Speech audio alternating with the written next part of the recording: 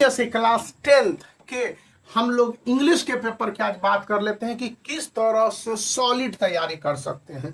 तो सबसे पहले हम लोग एक बुक ले लेंगे, मैं इस 10 ईयर्स को ले लेता हूं सीबीएसई का, और इसके क्वेश्चन के पैटर्न को देखना चाहता हूं कि लेटेस्ट पैटर्न 2024 तक क्या है जो 2025 के बोर्ड एग्जामिनेशन में पूछे जाएंगे।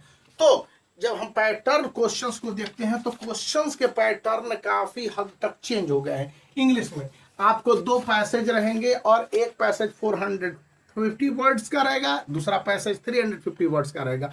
और पहले में ऑब्जेक्टिव टाइप क्वेश्चन रहेंगे, दूसरे में सब्जेक्टिव टाइप क्वेश्चन रहेंगे और दोनों 10-10 मार्क्स के रहेंगे।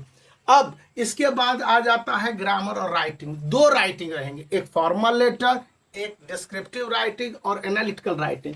तो आप उसके लिए भी देख लें कि किस तरह से स्ट्रक्चर्स दिए जाते हैं और स्टूडेंट को किस तरह से वो आपके स्ट्रक्चरल राइटिंग रहेंगे या किस तरह से आपको क्वेश्चन दे दिए जाएंगे, इसके आंसर्स लिखने के लिए रहेंगे।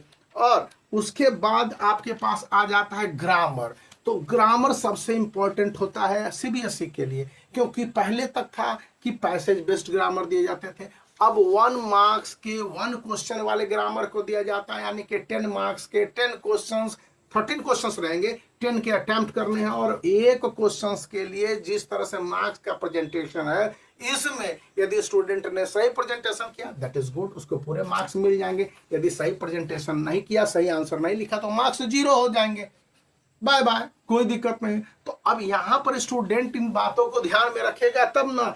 और इसके बाद हम आ जाते हैं लिटरेचर सेक्शन, 40 मार्क्स का सबसे ज्यादा वैल्यू रखता है। तो 2 बुक पढ़ने हैं क्लास 10th में लिटरेचर में, फुटप्रिंट विदाउट फीट और फर्स्ट फ्लाइट। तो 20 मार्क्स वहां पर डिवीजन हो जा रहे हैं। अब फुटप्रिंट विदाउट फीट में 3 मार्क्स के क्वेश्चंस आपके 4 रहेंगे, इसी तरह से 5 मार्क्स के 2 क्वेश्चंस रहेंगे लॉन्ग आंसर, और फिर 4 क्वेश्चंस 3 मार्क्स के रहेंगे। इस तरह से आपके 40 मार्क्स कवर किए जाएंगे, 20 मार्क्स इन ईच बुक।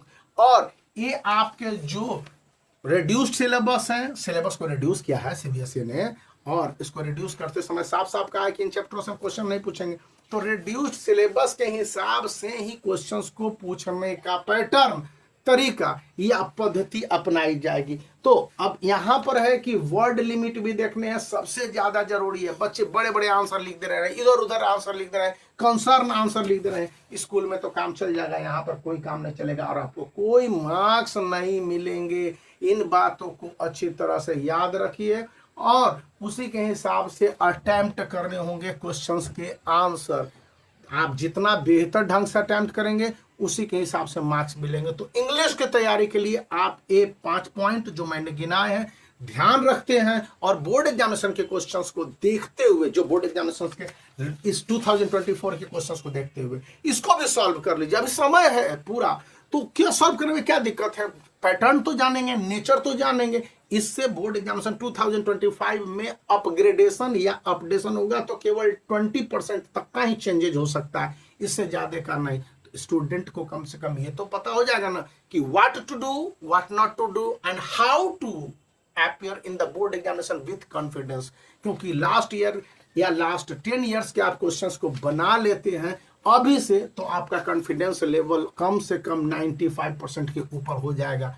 तो अब 95% के ऊपर होने का मतलब है कि 95% to 97% प्लस मार्क्स आने की उम्मीद आपके बढ़ जाएंगे। और ये बात मैटर इसलिए अभी के समय में करती है कि टाइम है तो आप तैयारी कर लीजिए। तो बोर्ड एग्जामिनेशन आने के बाद जल्दी में neither this side nor on the that side of the pond होंगे, तो वो कंफ्यूजन की स्थिति होगी। इससे बचने की जरूरत है। तो आप वीडियो को लाइक कर दीजिए, चैनल को शेयर कर दीजिए।